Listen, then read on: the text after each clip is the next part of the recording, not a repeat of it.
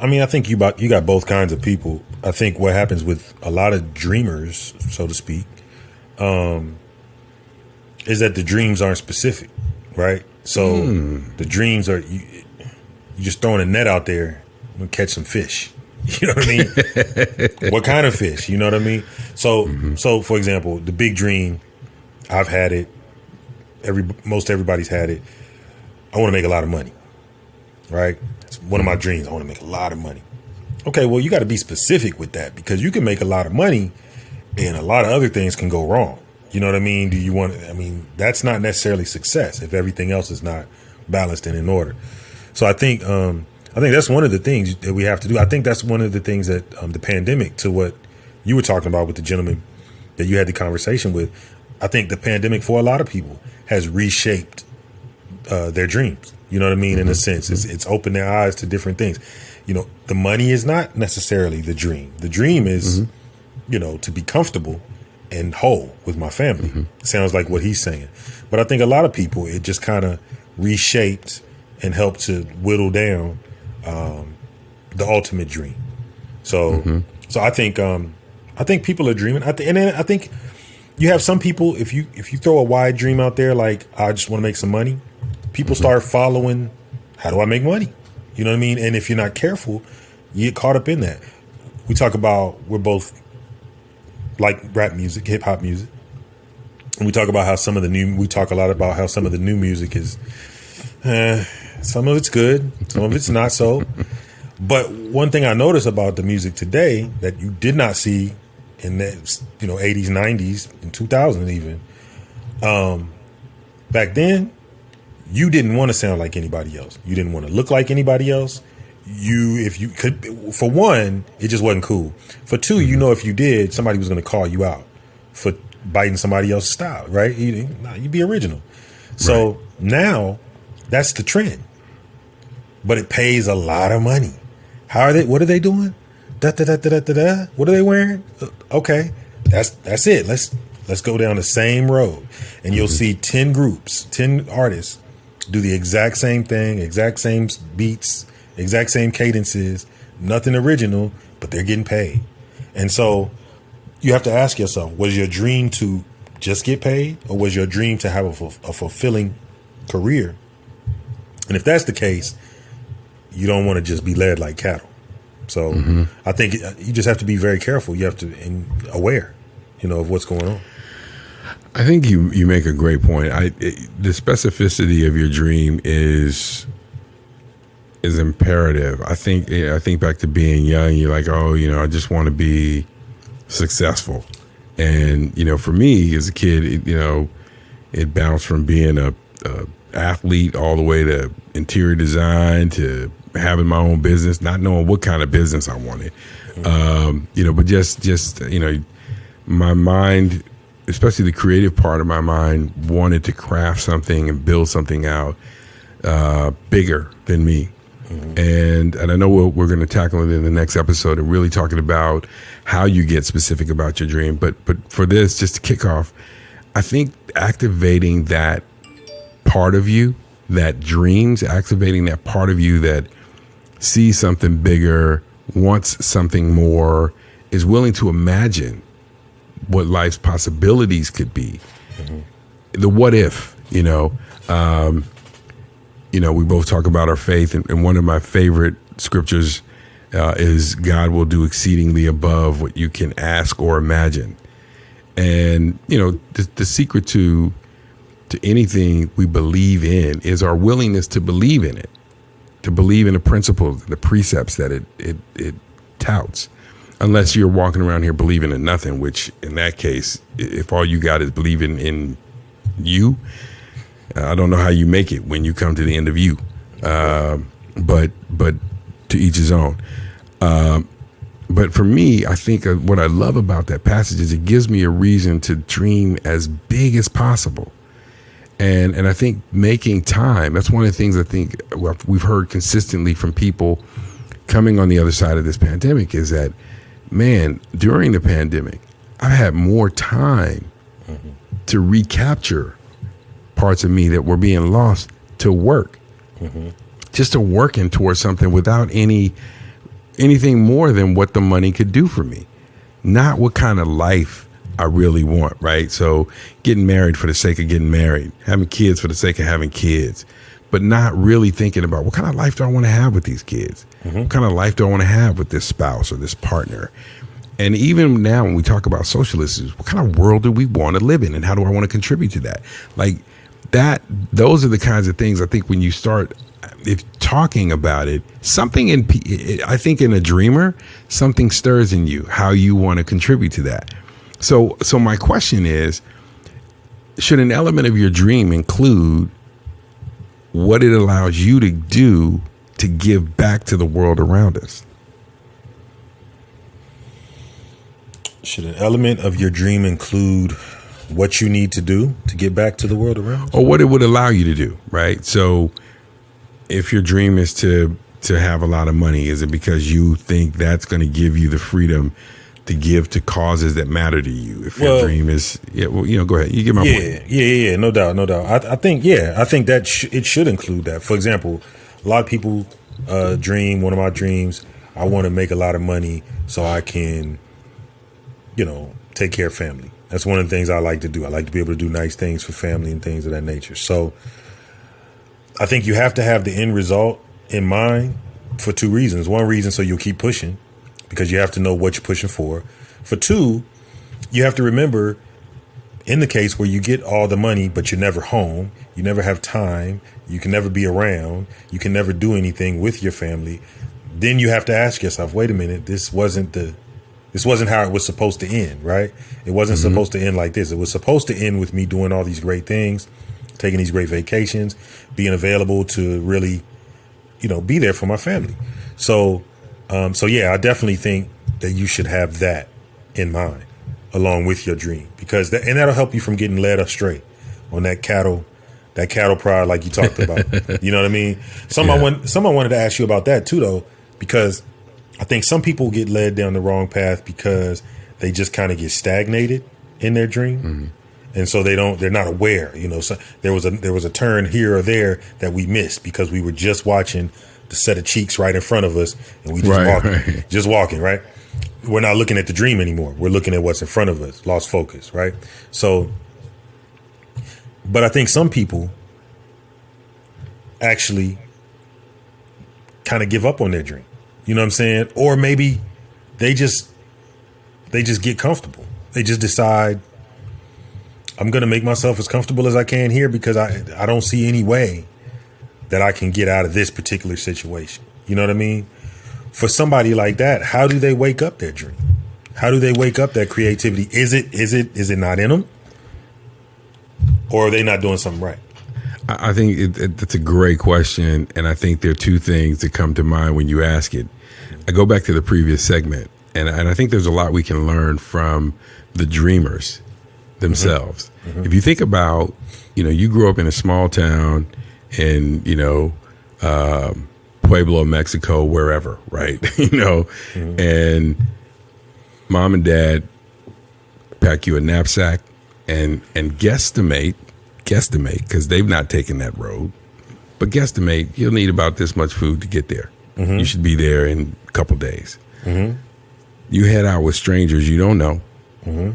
And so there's a part of the journey that is really about watching the two cheeks in front of you and trusting that, okay, well, mom and dad told me that the dream they have, that they've deposited in me, that I have, can be fulfilled if I follow this person. That's all you got is the instructions to follow them to get to where you got to go. So I think there's that first understanding that there's going to be a point at which you haven't realized a dream, that what's around you might look unfamiliar, but you got to stay and trust that you're on that path. But you may want to give up because they said it would be 2 moons before you got there. And you're embarking on the 3rd moon. Well, now that's fear, fatigue, and, the little bit they put in your knapsack been gone. Right. A moon and a half ago. Right. So you're now kind of in this place where, well, if I camp here, now I'm really somewhere I don't know where I'm at. If I go back, I know what's there, but I still got to go 2 moons back to get there, and I'm already out of grub. So I think part of how you push through that is remembering where you came from. The fear is a tool, right? It's either a tool for success or it's destructive. And if you use the fear the right way, it can press you through. I can be hungry for a moon. I could probably be hungry for 2 more moons because of how much I want that dream. You see what I'm saying? Mm-hmm. So I think that the first thing is you have to remember the fear and where you came from and reason yourself forward. And you also have to remember what it is that you're working towards versus settling. Mm-hmm. But I think you're right. I think a lot of people get to settling because for them, I think our minds play tricks on us, right? Well, you're doing better than you were. Right. So, this is okay, right? You're okay. But what happens to us as human beings when we stop dreaming, right? Go back to the passage. If the passage says he'll do exceedingly above what I can ask or imagine, we forget that I have to be asking and imagining in order for him to outperform. Mm-hmm. If I don't ask and I stop imagining, what am I living for? So it sounds like the power is in your hands, technically. The power to activate, the key is in your hands, I guess. You know what I mean? And you have to turn the key in order for everything to start going. And so dreaming is, in essence, you turning that key. That's the first step in, let's go. You know what I mean? So that's interesting. I just think, I find it interesting that you can have a household where one child can go to college or to the military and go on to live a, productive life. And the other child grew up in the same household can go on to do 20 years in the feds for, whatever. I mean, you have these scenarios where one kid makes it, the other kid just doesn't. He just picked another path. So sometimes I wonder what pushes one to dream higher and maybe that was his dream. His dream was to get a lot of money and he just made some wrong choices in how to get a lot of money. You know what I mean? And then ended up paying for it. So, Well, I like that you said dream has got to be specific. And I know that's going to be one of the tenets. Mm-hmm. But I think we also have to recognize this is where, again, the previous segment, I love that you brought that to the table because where the government plays a part is an enabler. We enable fulfillment. Your dream is here. We hold that in place. So if you can get here, the opportunity's here. Now you still have to do the work, but the opportunity's here. Mm-hmm.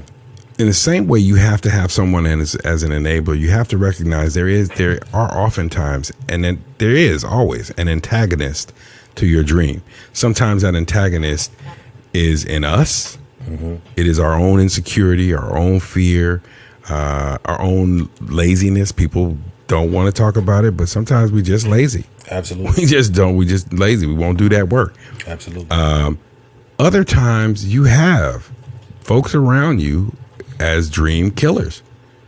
But because they're good people to hang out with for a party, or they're good people to talk to about stuff that's not related to your dream, you keep them around. Sometimes it's parents and guardians who are ill-equipped to recognize that they're killing your ability to dream, that heap things on you that are unrelated.